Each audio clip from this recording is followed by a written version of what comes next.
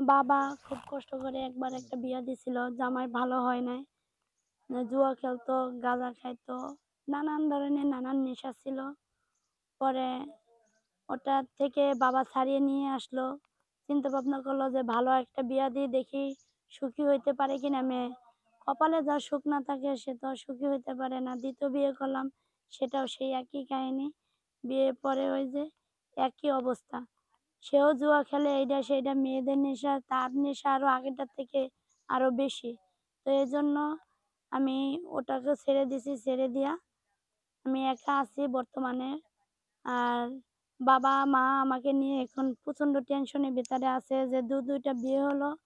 তারপরও আমার সংসার হলো না বা সংসার করতে পারলাম না। একটা জামাইও ভালো পড়লো না। তো এজন্য আমি চিন্তা ভাবনা নিলাম যে এরপর থেকে আমি আর সরাসরি কাউকে বিয়ে করব না। তো অনলাইনে আসলাম যে অনলাইনের মাধ্যমে বিয়ে করব।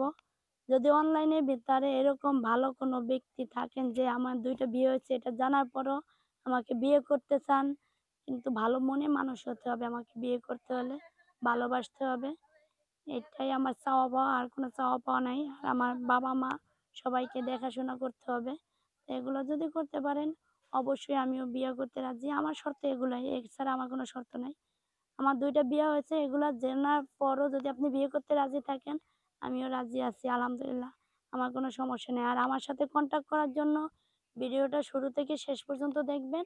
শেয়ার অপশন আছে, ওখানে ক্লিক করলে ইমো বা হোয়াটসঅ্যাপ নাম্বার পাবেন। পেলে আমার সাথে যোগাযোগ করতে পারবেন। ভিডিও, অডিও দোনোভাবেই কথা বলতে পারবেন, সমস্যা নাই। কিন্তু ভিডিওটা ১ম শুরুতে শেষ পর্যন্ত অবশ্যই দেখতে হবে। যদি শুরু থেকে শেষ পর্যন্ত না দেখেন তাহলে সরি, আমার সাথে কন্ট্যাক্ট করতে পারবেন না।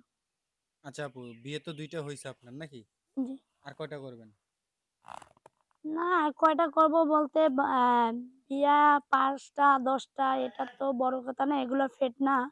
মনের মতো যদি একটা স্বামী হয়, যদি ঠিকঠাক মতো সংসার করা যায়, তো একটা হাসব্যান্ডই যথেষ্ট। ৫-১০ টা দরকার হয় না। আচ্ছা, আপনার যে ২টা হাসব্যান্ড ছিল, ২টা হাসব্যান্ডের মধ্যে কোন হাসব্যান্ড আপনাকে বেশি একটু সুখ দিত?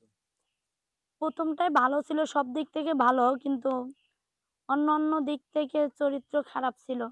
মানে ১ম টা কি শারীরিকভাবে কি বেশি সুখ দিত না টাকা পয়সার দিক দিয়ে কোনটা?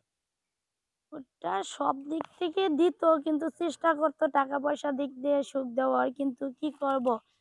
জুয়া, জুয়া তো বোঝেনি, জুয়ার ঘরে তো সব চাইলে বউ বন্ধক দিতে পারে। তো এখানে আর তো কোনো কিছু বলার নাই ভাই। হুম। আচ্ছা, তো ছাড়লেন কেন? সালাম বললামই তো, সে এমন একটা অবস্থা করেছে জুয়া খেলতে, খেলতে মেয়েদের নেশা ছিল, অন্যান্য নেশা ছিল তো ছিল, সমস্যা নাই। জুয়া খেলতে, খেলতে এমন একটা অবস্থা হয়ে গেছে সে বাড়িঘর পর্যন্ত বিক্রি করে দিছে। তো লাস্টে আমাকে যে বিক্রি করব না তার তো গ্যারান্টি নাই। এজন্য ছেড়ে দিছি। দোনোটাই একই রকম ছিল নাকি? হ্যাঁ, দোনোটা একই রকম। ১ম টা ছিল জুয়ারি আর ২য় টা ছিল দেহ ব্যবসায়ী। দেহ ব্যবসায়ী বলতে? মানে ওই মেয়েদের হ্যাঁ, পরিচালনা যে করে? মেয়েদের নিয়ে ব্যবসা করত। তাছাড়া মনে করেন সে আমাকে বিয়ে করছে, আমাকে দিয়েও ব্যবসা করাইতে চাইছিল। আ আপনি কিভাবে বুঝলেন? আপনাকে কি কোনো ইয়েতে দিছিল? না, দিতে চাইছিল, দিতে পারে নাই। তো তার জন্য আমি ছেড়ে দিছি। তাই? আচ্ছা। তো বর্তমানে আপনি মানে কি ধরনের ছেলে চাচ্ছেন? যেই ধরনের ছেলে হোক আমার কোনো সমস্যা নাই।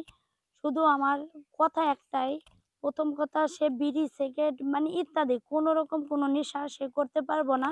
সে বিবাহিত হোক আর বয়স্ক হোক, আমার কোনো আপত্তি নেই। শুধু তার কোনো নেশা থাকতে পারব না। নেশা না থাকলে তাকে বিয়ে করতে আমি রাজি আছি। তাই? জি। আচ্ছা, আপু, আমরা প্রতিবেদনে একেবারে শেষে দর্শকদের উদ্দেশ্যে কি আর কিছু বলার আছে? আর কিছু বলার নাই। ছেলে গরিব হলেও আমার সমস্যা নাই। তাও মনে করেন সাইডে হাত পা থাকলে ইনকাম করে জামাই বউ মিলে খেতে পারবো। কিন্তু নেশা করলে তো বুঝেনি, নেশার জন্য আমি ২ টা সংসার হারাইছি। আচ্ছা, আপনার সাথে যোগাযোগ করবে কিভাবে? আমার সাথে যোগাযোগ করবে শেয়ার অপশনে ক্লিক করলে ওখানে ইমো, হোয়াটসঅ্যাপ নাম্বার দেওয়া আছে। ওখানে করলে আমার নাম্বার পাবে। ওখান থেকে আমার সাথে যোগাযোগ করতে পারবে। কয়টা পর্যন্ত খোলা থাকে? দিনে ২৪ ঘন্টাই খোলা থাকে, সমস্যা নাই। কিন্তু রাতের বেলা একটু বেশি টাইম থাকি লাইনে, কারণ রাতের বেলা একটু ফ্রি